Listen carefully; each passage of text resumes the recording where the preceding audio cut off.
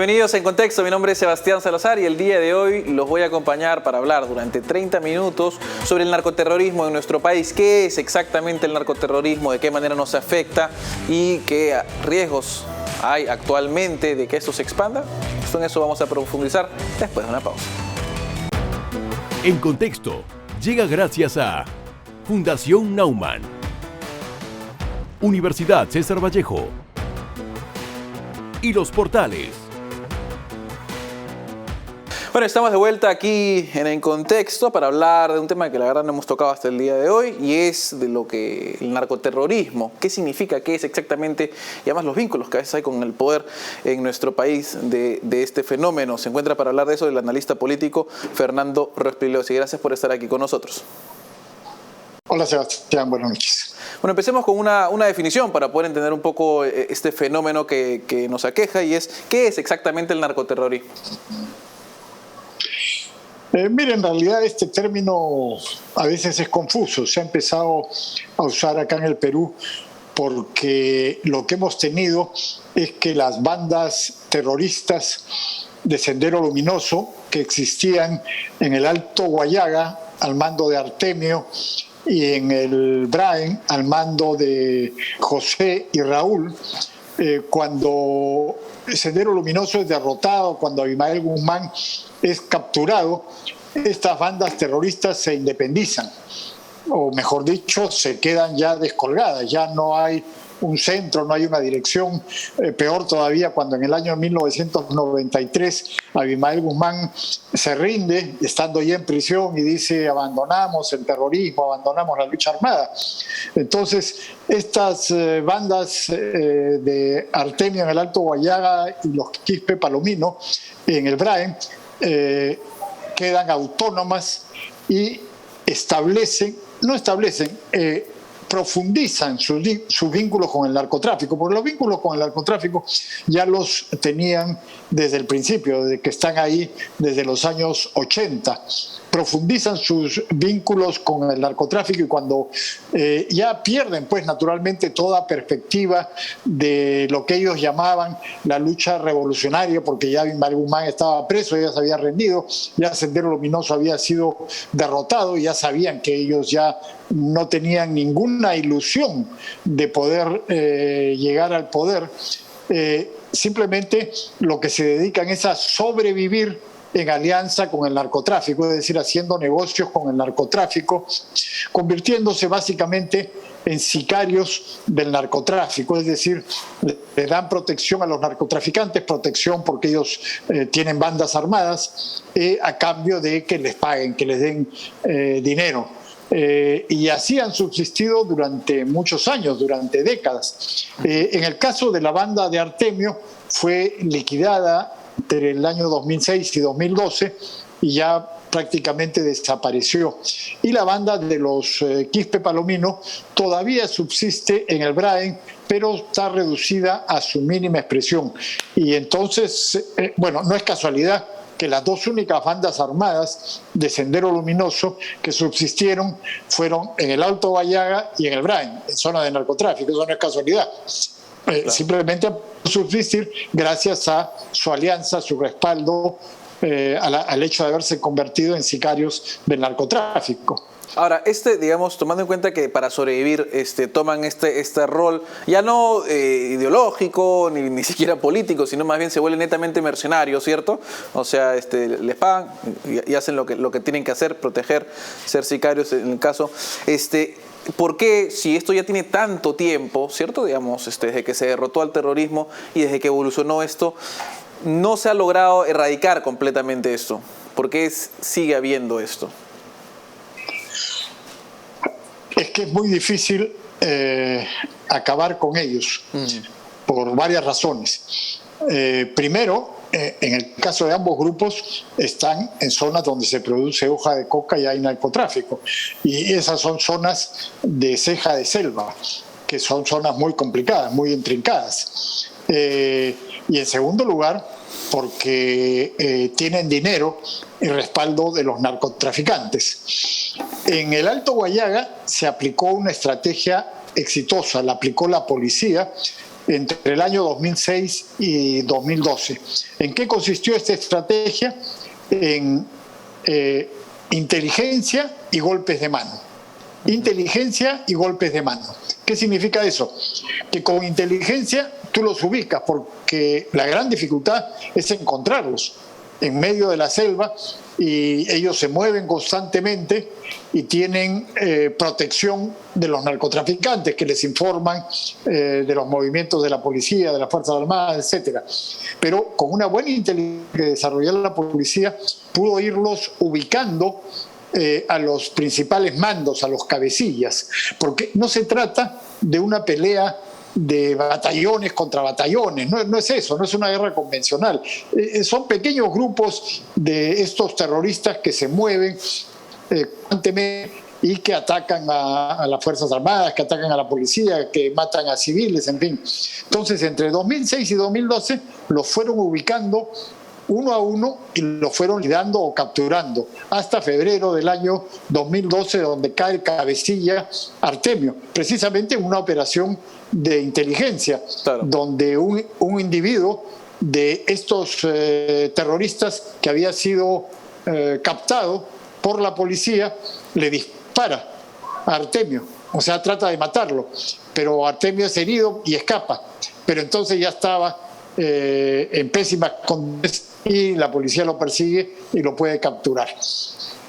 Ahora sí. en el Brain, para terminar, en el Brain, desgraciadamente, esta estrategia se aplicó por un muy corto periodo, el año 2012 y el año 2013, con mucho éxito. Igual, inteligencia y golpe de mano. En septiembre del año 2012 ubicaron en Yochegua a un terrorista que se apodaba William y lo liquidaron. Y luego, en el año 2013, ocurrió lo mismo con dos importantísimos mandos terroristas de esta banda del Brain, Alipio, un criminal, un asesino, que era el jefe militar de Sendero en el Brain, y a Gabriel, uno de los hermanos Quispe Palomino, el menor, que había realizado el año anterior una operación de secuestro de en la convención, que fue después atacado por el gobierno de Ollantumal y terminó un desastre para la policía y las Fuerzas Armadas. Bueno, a estos dos criminales se les abatió en el año 2013. Ahora, uno de los grandes problemas que tenemos en el Perú y en especial en las labores policiales y militares es que no hay continuidad. Y esta estrategia exitosa ya no se continuó. Y entonces esta banda sigue ahí operando en el Brain. Digamos, los efectos que tiene el narcoterrorismo en el Perú se siguen sintiendo, entiendo, ya nos ha dicho que se han reducido bastante de lo que alguna vez fueron, sin embargo aún hoy siguen aquejando a nuestro país. ¿Hay el riesgo de que vuelvan a crecer si es que no se mantiene, digamos, la intensidad de erradicación que se tenía antes? No, ese riesgo no existe, yo lo he dicho muchas veces, no existe un riesgo de rebrote del terrorismo. La prueba de los que están en el Brain es esa. ¿Acaso han crecido? ¿Acaso se han extendido a otros lugares del país? ¿Acaso hay gente de otros sitios del Perú que se va a incorporar a este grupo terrorista del Brain? No, ya no. O sea, subsisten porque tienen 35 años ahí. Y los hijos de esta gente son los que siguen ahí, o algunos que secuestran y capturan, pero nadie se suma a esta banda terrorista, y van muriendo de viejos. Uno de los Quispe Palomino ha muerto en febrero de enfermedades, claro, están metidos en medio de la selva y no es fácil curarse ahí, ¿no? No es un peligro de que esta banda se vaya a expandir, pero sí el problema es que causa muertos, heridos en la policía, en las Fuerzas Armadas, y no permite que se radique la coca ilegal en el Brain. Ahí tenemos el gran problema. ¿Cuál es el principal centro productor de coca y de cocaína en el Perú? El Brain. ¿Por qué no se radica? Porque esta banda de los Quispe Palomino está ahí presente. Entonces, si van los erradicadores, que son civiles, los van a disparar, los van a matar, y entonces eso es muy difícil, muy complicado. En el Alto Guayaga, cuando se fue arrinconando y liquidando a la banda de terroristas de Artemio, se aplicó un programa de erradicación de la coca ilegal, al mismo tiempo que se desarrollaba un programa de cultivos alternativos y de desarrollo alternativo. Y prácticamente se liquidó a la hoja de coca en una buena parte del Alto Guayá, que era la principal zona productora del Perú. Pero se trasladaron al Brain, donde todavía ahí estaba terrorista. Entonces, para poder combatir con eficacia el narcotráfico en el Brain, primero hay que acabar con esta banda terrorista, porque de lo contrario es muy difícil luchar contra el narcotráfico ahí. Claro, y ahora y justamente vamos a ir a una breve pausa, pero antes os dejo la pregunta al aire, y es, tomando en cuenta de que tal vez no se están haciendo los esfuerzos llevando a cabo la mejor estrategia posible, ¿hay algún riesgo de que haga, digamos, como una metástasis, ¿cierto?, hacia otras actividades? ¿Hay vínculos con algún otro tipo de actividades o está suficientemente bien contenido esto? Pausa y volvemos con eso.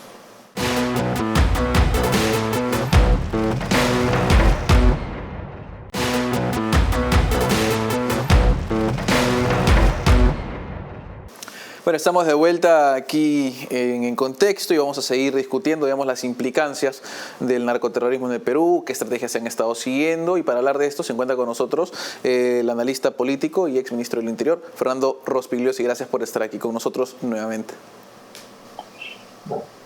Adelante, Sebastián. Estamos, en efecto, conversando sobre un problema que es gravísimo, claro, para el Perú. Y yo, disculpa que interrumpa, y yo lo que preguntaba justamente para repetir la pregunta antes de ir a la pausa, era, digamos, si hay el riesgo tal vez de que, ¿cierto?, lo que ocurrió con el terrorismo es que se quedó una cédula medio en el aire y se saltó como trabajo de mercenario, de sicario sobre el narcotráfico para protegerlos. ¿Hay algún riesgo de que hagan lo mismo o de que haya alguna vertiente de esto para alguna otra actividad, o están bien contenidos ahí? No, en realidad ellos no se pueden expandir del Brain, no porque no quieran, sino porque simplemente no pueden, porque ya no es atractivo para nadie en el Perú, ni hay que decirlo en ninguna parte, sumarse a estos movimientos terroristas, violentistas que han estado en todos los lugares de América Latina y han sido aplastados, destruidos, derrotados, aniquilados por las Fuerzas Armadas y por la policía, como lo fueron Sendero Luminoso y el MRTA en el Perú. Entonces ellos finalmente van a ser liquidados y extinguidos, pero ese no es el problema principal desde el punto de vista de estos grupos subversivos. El problema principal es la otra ala de Sendero Luminoso, porque hay varios grupos. Cuando Sendero es derrotado con la captura de Abimael Guzmán el 12 de septiembre del año 1992, cae Guzmán y toda la cúpula de Sendero Luminoso. Después de eso, a partir del año 93, cuando Guzmán se rinde públicamente a través de un video y llama a lo que él denomina un acuerdo de paz, los senderistas seguidores de Abimael Guzmán no han cesado sus actividades, ya no ponen bombas, ya no asesinan, ya no secuestran. Ahora quieren entrar al sistema legal para, desde ahí, cumplir los mismos objetivos que tenían antes. Claro. Es decir, establecer una dictadura comunista que expropie a todo el mundo y que liquide la libertad de prensa y que haga lo que han hecho los comunistas en todas partes, en Cuba, que ya tienen más de 60 años en el poder, en Venezuela y en otros países. Eso es lo que quieren hacer ahora, y desgraciadamente en este último proceso electoral, los seguidores de Abimael Guzmán, que están en un grupo que se llama Movadef, que es en realidad Sendero Luminoso.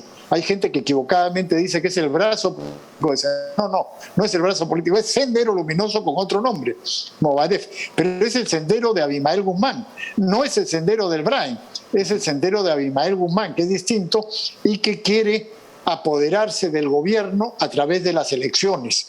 Y ahora han logrado, con Pedro Castillo de primer lugar, con un porcentaje relativamente pequeño, 18-19%, pero han logrado el primer lugar en el proceso electoral. Es peligrosísimo. Entonces, lo que no pudieron lograr con el terrorismo, con lo que ellos llamaban la guerra popular, lo están logrando ahora, parcialmente por lo menos, por la vía electoral.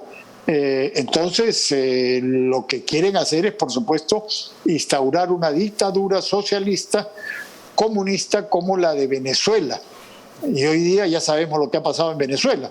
Esa dictadura feroz, atroz, ha hundido en la miseria al país más rico del continente, porque tiene la más grande reserva de petróleo, a Venezuela. Y hoy día vemos a 1 millón de venezolanos en el Perú y hay millones de venezolanos en otros países de América Latina que han salido huyendo con lo que tienen puesto, con la ropa que tienen puesta, han preferido huir de su país y ganarse la vida como pueden en otros lugares, porque ahí se mueren literalmente de hambre o se mueren por los que los asesina la dictadura chavista de Venezuela. Hoy día, los que quieren hacer algo similar en el Perú han obtenido, increíblemente, el primer lugar en la primera vuelta electoral. Y yo creo que es indispensable que el pueblo peruano sea consciente de cuáles son los objetivos de estas personas, que por supuesto se presentan como defensores de los pobres, como gente buena, como gente amable, como se presentaron en Venezuela, como se presentaron en Cuba y como se presentaron en todas partes, disfrazando sus verdaderas intenciones, que siempre terminan arruinando a los países y sumiéndolos en la miseria. Ahora, es interesante tal vez la relación que se genera, porque si yo mal no recuerdo,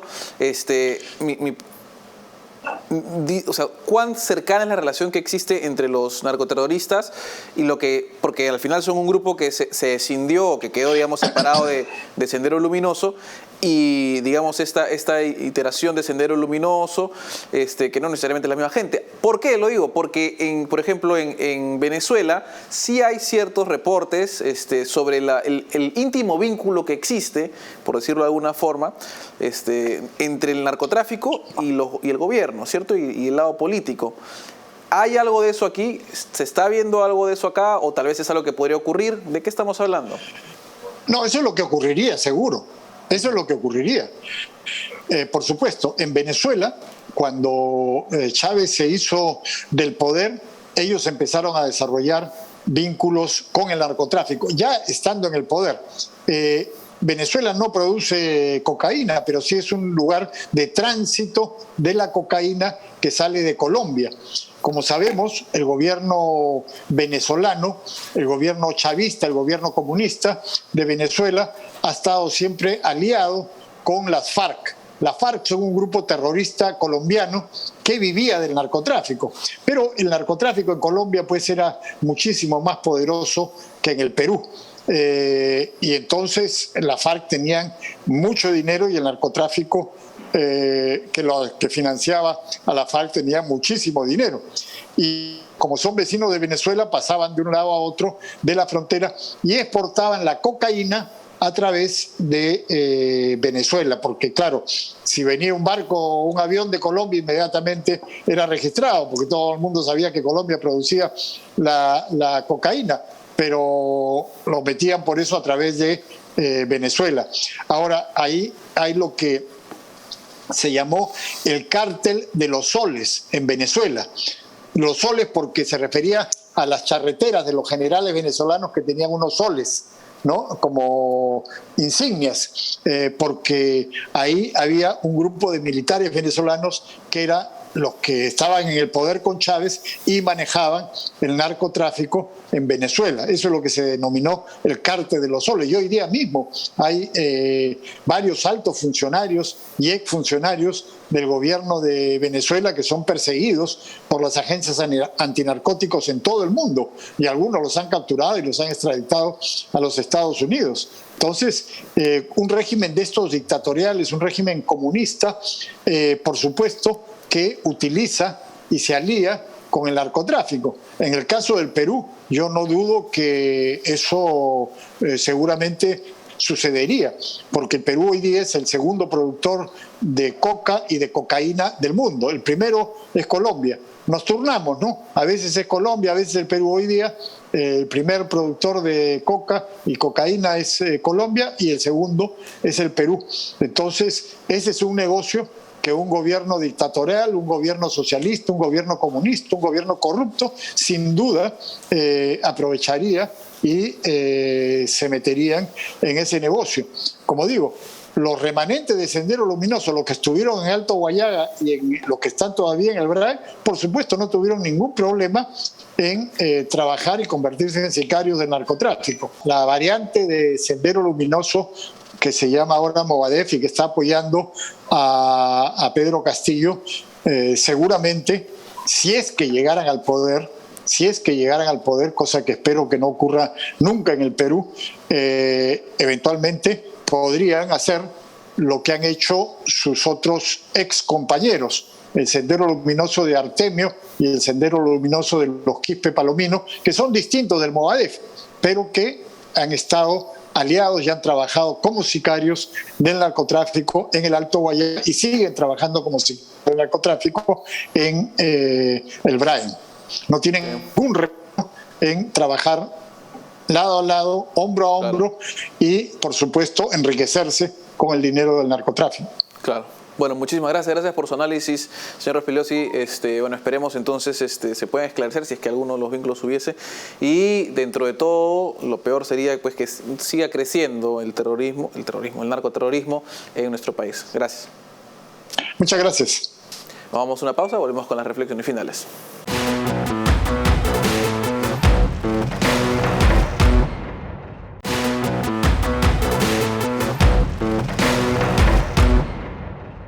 Bueno, estamos de vuelta aquí con las reflexiones finales del programa y como lo han visto, el narcoterrorismo de alguna forma, sobre todo los grupos que se encuentran en el BRAE, se han visto contenidos ya que por la situación geográfica no logran expandirse, pero a su vez no han sido eliminados del todo porque no se han seguido con las estrategias que han tenido buenos resultados y dentro de todo geográficamente es difícil alcanzarlos en esas zonas.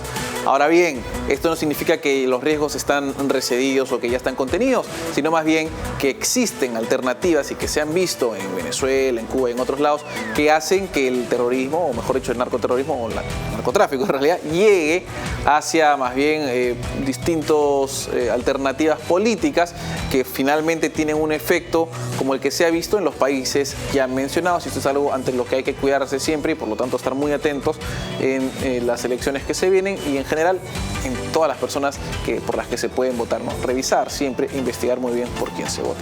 Pero bueno, con eso nosotros terminamos esta hora en Contexto. No se olvide que si se ha perdido de algo nos puede buscar en YouTube, pone en Contexto en el buscador y puede encontrar todos los programas que tenemos. Tenemos temas de educación, de deporte. Bueno, deporte tenemos solo fútbol en realidad. Tenemos economía, tenemos políticas públicas, tenemos el manejo de la pandemia, salud. De salud tenemos una gran cantidad de contenido y muchas otras cosas más. Así que los invitamos a seguirnos a través de YouTube y también en Twitter nos puede seguir, solo tiene que poner en Contexto y nos va a encontrar de todas maneras. Nos vemos otro día. En Contexto llega gracias a Fundación Naumann, Universidad César Vallejo y Los Portales.